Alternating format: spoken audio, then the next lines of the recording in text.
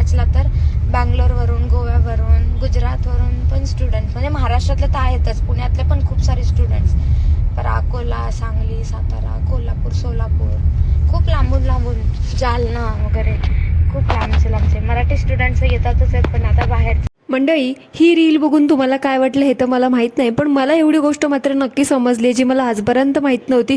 अकोला, सातारा, सोलापूर, कोल्हापूर, जालना, सांगली ही सगळी शहरं ना पुण्यामध्ये येतात ती. आता मंडळी, तुम्हाला तर काय वेगळं सांगायची गरज नाही. ह्या काकूंना तर तुम्ही ओळखतच असाल. ह्या काकू त्याच आहेत ज्यांनी 18 लालीपोत्रा थापण्याच्या बॅचेस पूर्ण करून महाराष्ट्रात बेरोजगारी वाढवण्यामध्ये आपलं पूर्ण सहभाग नोंदवलेला आहे. आता ह्या काकूंनी एवढं मोठं काम केल्याबद्दल आणि ह्या काकूंना ऑस्कर दिला पाहिजे. नाही, माझं फक्त म्हणणं नाही, असं ह्यांचं स्वतःचंच म्हणणं आहे. कारण ह्या म्हणतात की मी जर प्रोडक्टिव्ह रिझल्ट देत नसते तर मी एवढे बॅचेस पूर्ण केलेच नसते, लोक माझ्याकडे शिकायला आलेच नसते. मान्य आहे काकू की तुम्ही हे सगळं केलं, पण तुम्ही हे सगळं तुमच्या तोंडांनी कशाला सांगता की तुम्ही खूप चांगलं शिकवता, व्हेरायटी, रिझल्ट, प्रोडक्टिव्हिटी देता. आता मी पण हे काय बोलतीये ना, show off queen, self called queen असतात ना लोक, ह्यांच्यासारख्या लोकांचा बडेजाव करणं ना हे ह्यांच्या रक्तातच असतं. कसं आहे माहिती आहे का, काय काय लोकांना ना आपल्या अपेक्षेपेक्षा आणि ऐपतीपेक्षा जास्त मिळालं आणि त्या लोकांना हा असाच माज चढतो. ते ज्यांच्या जीवावर मोठं होतात ना ते त्यांनाच विसरून त्यांनाच हा असा नीचपणा दाखवत असतात.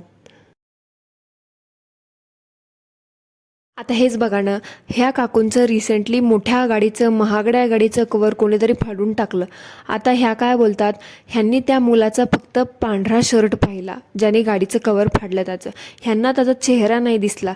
अहो काकू, खरंच दुसरं कोणीतरी तुमच्या गाडीचं येऊन कवर फाडलं होतं का सिम्पती गेन करण्यासाठी तुम्ही पण आजकाल स्टंट मारायला लागले? नाही, तुमचे आजकाल पोलखोल झाल्यामुळे, रोस्टिंग रिॲक्शन व्हिडिओ आल्यामुळे तुमचे व्ह्यूज पण खूप कमी झाले असतील ना, म्हणून मला वाटलं सिम्पती गेन करण्यासाठी तुम्ही पण असं स्टंटबाजी वगैरे करायला लागल्या की काय.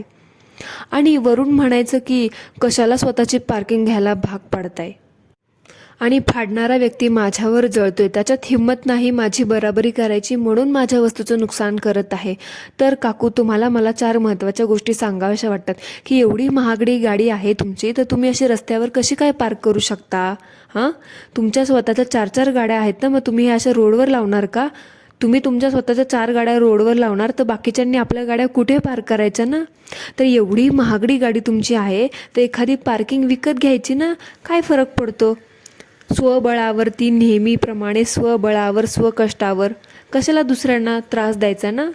आपली आपली पार्किंग घेऊन आपल्या आपल्या गाड्या तिथे लावा आणि मग माज करा. आणि अशा महागड्या असो किंवा स्वस्त असो, काही 2 रुपये 4 रुपयाला कुठली गाडी मिळत नाही, कुठलीही गाडी असो. गाडी विकणाऱ्या कंपनीसाठी माझा एक प्रश्न आहे, तुम्ही काय गाड्या उठकीसूट अशा कुठल्या पण येईल त्या आयऱ्या रस्त्यावरच्या लोकांना विकता का? हां, ती गाडी पार्क करायला जागा आहे की नाही, पार्किंग आहे की नाही हे बघत नाही का तुम्ही? का असं रोडवर कुठेही गाडी लावल्याने तुमच्या गाडीच्या ब्रँड रेप्युटेशन खराब होत नाही का? सो एवढंच म्हणणं आहे की अगोदर बघा तुम्ही गाड्या कोणाला विकते. 4 रील टाकून फेमस असलेल्या लोकांना गाड्या विकताय तुम्ही. चला ठीक आहे, तुमचा बिझनेस आहे, तुम्ही पण काय त्यांच्या नावाने फेमस होताय, पण ॲटलिस्ट हे तरी बघा, ब्रँड रेप्युटेशन जपा. नाही तर असल्या चिल्लर लोकांसाठी तुम्ही पण तुमची इज्जतीचा फालुदा करून घ्यायला लागले.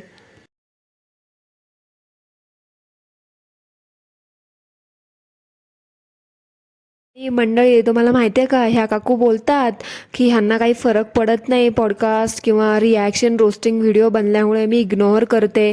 तर मंडळी, तुम्हाला माहिती सांगते, तुमच्या माहितीसाठी सांगते की ह्या काकूंनी आपले ह्यांच्यावरती बनवलेले जुने पॉडकास्ट ऐकलेले आहेत, म्हणून तर आजकाल इंस्टाग्राम स्टोरीवरती अपडेट देत असतात की काय झालं त्या जुन्या बिझनेसेसचं. टी फॅक्टरीचं नाही हो, टी फॅक्टरी तर तो एक फक्त पब्लिसिटी स्टंट होता, फेमस होण्यासाठी, ऑडियन्स गेन करण्यासाठी. ते नाही कास्त बघा, थोडंसं स्टंटबाजी करायचं आणि मग ऑडियन्स अट्रॅक्ट करायचं, तसंच खायचं. ते फक्त टी फॅक्टरी फक्त नव्या नवरीचे 9 दिवस असं होतं. ते नाही का आजकाल चपलीचं दुकान, कपड्याचं दुकान वगैरे हे असलं होतं.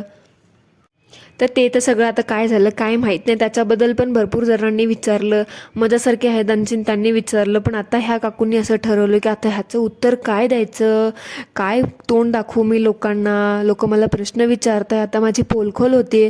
म्हणून आता ह्या काकूंनी आपलं अडाणी डोकं वापरून सगळी जुनी दुकानं एकत्र करून अजून एका नवीन फ्लॉप बिझनेसची ओळख जगाला करून दिली. त्याचा प्रचार तर पार ह्या महिन्यापासून करत होत्या सिक्रेटली. मला तर वाटलं होतं एखादी कंपनी वगैरे टाकली की काय, जिथे ह्यांनी 18 बॅचमध्ये शिकवलेल्या स्टुडंटला ह्या काम देणार आहेत. पण ह्या काकूंनी तुमच्या माझ्यासारख्या भ्रमाचा भोपळा ह्यांनी असा काही फोडला आणि काकूंनी ओपनिंग केली लेडीज शॉपीची. टाकून बसल्या तर काय बाबा, लेडीज शॉपी म्हणजे कसं माहिती आहे का, माझ्याकडून शिका, मलाच फी द्या आणि सगळं सामानसुद्धा माझ्याकडूनच खरेदी करा. I know you are very चालाक ब्रो, चालाक असं म्हणायला तुला हे डायलॉग बरोबर शोभतो. लोक म्हणतात की तू अडाणी आहेस, 10वी 12वी पास झालीस नाही झालीस काय माहिती, पण तुझ्याकडे एवढा बाबतीत डोकं आहे हे मात्र मान्य करावं लागेल. हां, आय अप्रिशिएट इट. आणि काकू ह्या भ्रमातून बाहेर या. तुम्हाला असं वाटत असेल की लोकांना कळणार नाही की मी काय करते ते, तर तुमचा हा ना खूप गोड गैरसमज आहे. आणि तो गैरसमज आहे ना तुमच्या फक्त स्टुडंटसाठीच ठेवा. बिकॉज ते ना तुम्ही नाच म्हणाल तसं नाचणारे आहेत आणि ते नाचतातच. कारण काय ना, आता ते लेडीज शॉपीच्या नावावर तुम्ही शॅम्पू साबण चपला विकायला तर चालू केलं आहे, कारण आता ह्यांच्याकडे दुसरा काही ऑप्शन उरलाच नव्हता. कारण आता एवढी पोलखोल झाली आहे म्हटल्यावरती स्टुडंट्स लोकांनी, भरपूर जरा लोकांनी ॲडमिशन पण परत घेतली असतील, फी पण परत मागितली असेल. मग अभी धंदा कैसे चलेगा अपना, पेट भी तो पालना है. म्हणून मग ह्यांनी दुकान टाकून बसल्या. निदान शॅम्पू साबण तरी घ्यायला लोक येतात, डेली गरज आहे, बरोबर ना.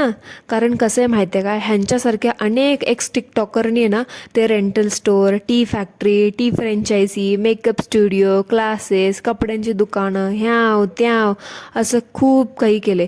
मग आता ह्या काकूंचा धंदा तर काही सेम टू सेम असल्यामुळे चालं ना, म्हणून ह्यांनी लेडीज शॉपीच्या नावावरती खप चालू केला, तो पण शॅम्पू आणि साबणाचा.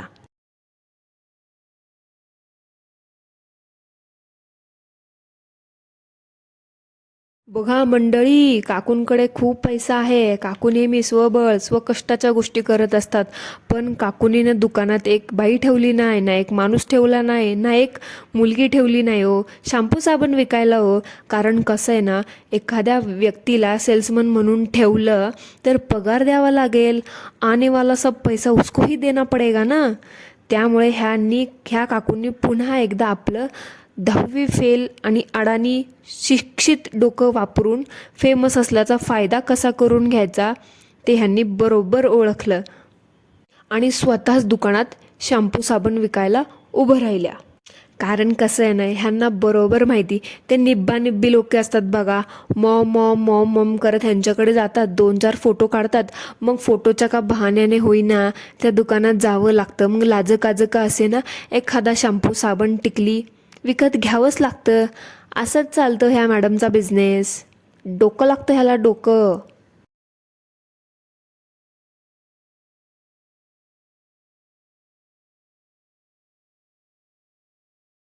शिक्षण पूर्ण करायचं वय तर निघून गेलं असेल काकूंकडे, आता चान्सच नाही.